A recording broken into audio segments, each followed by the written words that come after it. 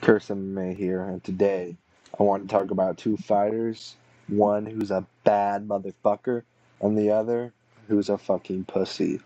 Let's get straight into it, starting with Joshua Van. This dude is such a badass. He's so sick, dude. And this dude could be the future and a savior of the flyweight division.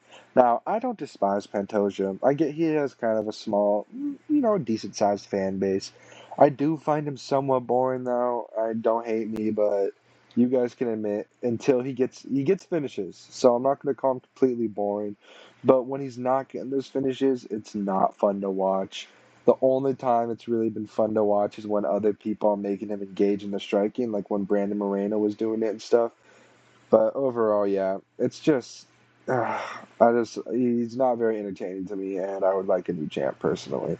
But if you find him entertaining, I'm glad. But this dude, this dude, oh my God, dude, Joshua Van is so good, and he will be taking a fight against the number one contender, Brandon Royval, on 3 weeks' notice, coming off a fight.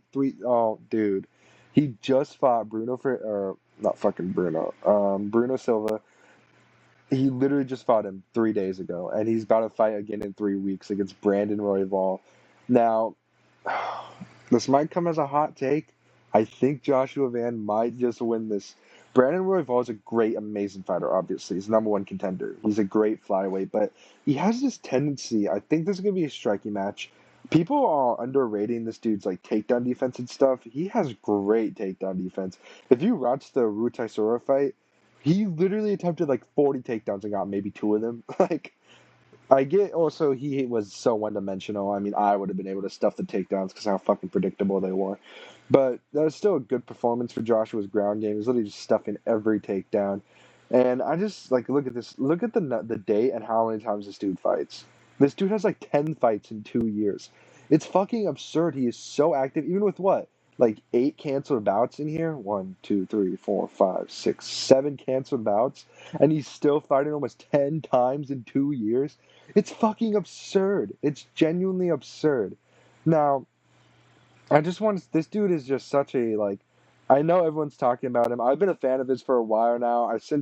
I've been a fan really since this Burns fight. I've been a fan of his, which is like obviously I'm not like no day one or nothing crazy, but yeah, I've been a fan of his for a while. I watched every fight since then, and I've been rooting for him. And yeah, this dude's just a badass, and he's really good. I really do think he's champ level, and he's only like 23.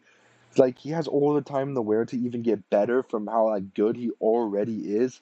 Joshua Van is just a badass, and he's like, this is the fighters the UFC needs. They need fighters who are this active. They need fighters who are willing to throw hands, and they need fighters who are willing to fight twice in 1 month. This is like Kevin Holland if Kevin Holland was like championship level fighter. This is so badass. Well, and obviously we don't know if Van is a championship level fighter yet. I'm just assuming and guessing based on what I've seen. We'll see this Royval fight. Even if he loses, though, I feel like it'll be close. Like he'll at least win a round to 2 rounds, even if he loses. But I think there's a good chance he wins, and I'm kind of leaning towards picking him because, like I was saying before, Royval is a good fighter, great fighter. Obviously, I like Royval too. He's entertaining. He's good on the mic. He doesn't talk shit, but he's just entertaining on the mic. Is what I mean. But he has this tendency to drop his hands, especially when he throws exchanges. And Joshua Van is so fucking good at finding his shots that I don't know. I'm gonna have to look at film, watch some of their old fights, and then kind of come back. But yeah, I'm very interested in this fight. The fact this fight is going to be on the prelims, dude, 317 is a fucking joke. I'm not even going to lie. For how good it's supposed to be, it's kind of a joke. Like I get it's like a 7 out of 10 card, 6.5. Dude, it should be a 9 to a 10. And if you think that, great, but like it's just not as good as it should be. But yeah, talking about his whole career though, dominant win. Pretty dominant win. Dominant win. Dominant win. And this fight, you guys like you lost to Charles Johnson. One Charles Johnson's a pretty solid fighter. He's nothing too crazy, but I feel like Joshua Van will kind of always struggle with these super rangy weight-ish bully fighters. Like I mean, Charles Johnson isn't really a weight bully, but he could definitely be fighting at bantamweight comfortably. Like he's definitely somewhat of a weight bully, and he has like a huge reach for this division. It's like fucking Jalen Turner being a lightweight, or fucking I guess Sean O'Malley kind of being a bantamweight. Like These guys are like Joshua Van's always going to struggle because he is somewhat small, even for flyweight, which is the only thing that's a little concerning for me. But yeah, even then, this fight really kind of like I don't want to glaze a loss, but he lost the first round pretty clearly against Charles Johnson. And I was like, oh, he's never going to be able to deal with these long rangey fighters. But this dude made such badass adjustments in the second round, dominated the second round, and took it from Charles Johnson. And then he obviously gets knocked out with a right uppercut in the third, which was pretty tragic. I mean, we can look at the strike numbers. Joshua Van versus Charles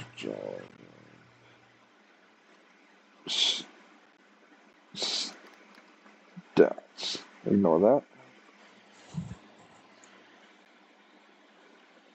Whenever it wants to load. Like, yeah, just look at this. Joshua Van lit him up in the second round. Like, look at this adjustment.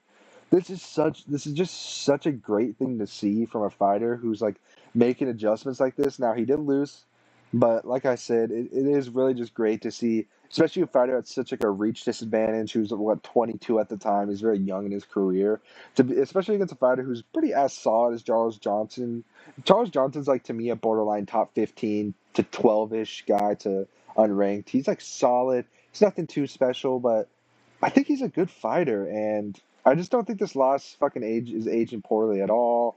I think that he also got knocked out, like that's how he lost. So, we don't know how the third round would have went if he didn't get caught. Which obviously that's an excuse, but whatever. I think Joshua Van was definitely capable of winning this fight, though. He made great adjustments in the second round, and he did just get caught, which just happens, especially at flyweight. It won't happen that much. I think this is a great fight based on the adjustment aspect, that he could adjust to someone with such a long reach, and he could still find a way to make an adjustment after getting outstruck by 20 strikes in round one to outstriking him in round two. And especially since it was so young, like I don't think this is a bad loss at all for Joshua Van. But that's enough about him. I think this dude's a future champ, even if it's in like 5 years from now. I think this dude will have a belt around him at one point, but it could be a lot sooner than we think, since this dude is a fucking badass and he's taking a fight on 3 weeks' notice after just fighting. Like, this is what we need in the sport. This is, dude. If you're not a Joshua Van fan, become one, because this dude is a badass. Now, getting into my rant. You, buddy. Yair Rodriguez is the biggest pussy on this roster. He is such a little entitled brat. That's the only way I can describe this dude. He is an entitled fucking crybaby. Oh, dude, I hate this dude, bro. He is such a fucking baby. Look at this record, first of all. I just want to break this down because this has always been a thing, too. This hasn't just been like a recency thing. This dude fucking ducked Zabat. Or he didn't duck it, but he was like, I'm not going to fight him. It does nothing for me. And he just wanted to fight Max Holloway because obviously that gets him a title shot. He's such a coward, bro. He's such a coward. He literally just wanted what he thought was the easier fight, or the less, technically straining fight, whatever. And then he fights Max Holloway, gets fucking thoroughly beat. It wasn't really close at all. I mean, it was one of Max Holloway's closer fights, but it was still dominant, like, for Max Holloway. And then this dude gets a title shot, a Brian Ortega shoulder injury. It was an interim title shot, but still, what the fuck? Like, dude, oh my god. And this dude gets like some custom bout, like he deserves all this shit. This is literally just a UFC trying to push this fucking Mexican fighter on us because they think, dude, Mexico is a big combat sports, just place in general. Obviously, for the boxing, they have so many icons there. They have some here-ish, Brandon Moreno, shit like that. Nothing too crazy, though. So that's what they're trying to do. They're trying to push Yair Rodriguez. They're trying to give him a title shot. But thankfully, they actually heard the fans, and it seems like they're not going to give Yair Rodriguez a title shot. At least they were trying not to, until they offered him Diego Lopes to headline UFC Noche, and this dude declined it because he's such a fucking pussy, dude. And then he goes on to tweet, "This fight does nothing for me. We can fight in the street." What the fuck do you mean it does nothing for you? What do you mean? Like, he's so fucking brain dead, dude. What did the Pitbull fight do for you? The Pitbull fight got you a fucking title shot? No. No! It fucking didn't. It is such blatant bullshit that This dude is such a fucking crybaby that he genuinely thinks he deserves a title shot for beating fucking unranked Bellator fighter Pitbull in his debut who's pushing 40. Like, dude, he is so fucking stupid. He's coming off a dominant loss to Brian Ortega. I get the first round he had a 10-8. Gassed himself out, gets 10-8'd in the second round, and then finished by Brian Ortega. I like Brian Ortega. He just got dominated by Lopes. That's the difference. And I'm not saying BMF.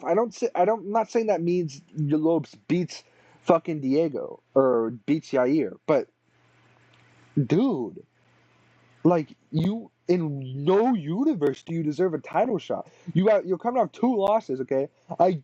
And one of them's to Brian Ortega. Like, Lopez had to beat Brian Ortega to get a title shot. Come on, dude. It's so fucking pathetic. Like, it's just, this is what the UFC doesn't need, is people who are trying to demand undeserved title shots. Because this isn't about anything. This isn't about him being a duck. This isn't about him being scared of Lopez. It's about him trying to demand a title shot for 1 win coming off 2 fucking losses, dude. This dude is such a pussy. Lopes is a man. Lopes is someone who's fighting, who's active. And not to mention, look how fucking inactive this dude is. He fights once to twice a year. Like, fuck out of here, dude. No, Yair's champion would fucking suck. I don't care how entertaining his fights can be. He would suck as champion, dude. Like, I don't want an active... I don't want... Oh, dude. This shit pisses me off so much. He's literally an unentitled brat. As a UFC fighter, fight Lopes. You were the one who talked shit.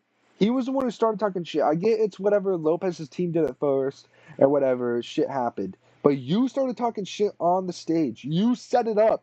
Fight him. I'll fight him in the street. You're such a cat. No, you won't. You won't fight him in the street. You fucking liar. You won't do that. You won't set something up to fight outside of UFC. You're literally just trying to demand a title shot. You are a pussy. Yair Rodriguez is a coward. A coward.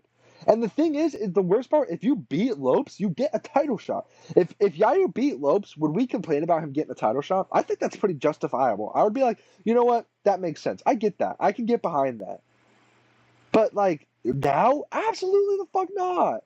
And that's barring if Gene Silva doesn't get a win in the meantime. You know, yada, yada, yada, whatever. But yeah, I just want to talk about it. This is what the UFC needs. People like Joshua Van. This is what will make the UFC great again. The UFC's fine right now. I think people are a little overhating on it. It's not dying or whatever. It's still a big sport. It's obviously been a down year though. But people like Joshua Van is what we need to get back to, bro. People like Yair is what we need to avoid at all fucking cost. Okay. Hope you guys enjoyed my rant and shit. And peace.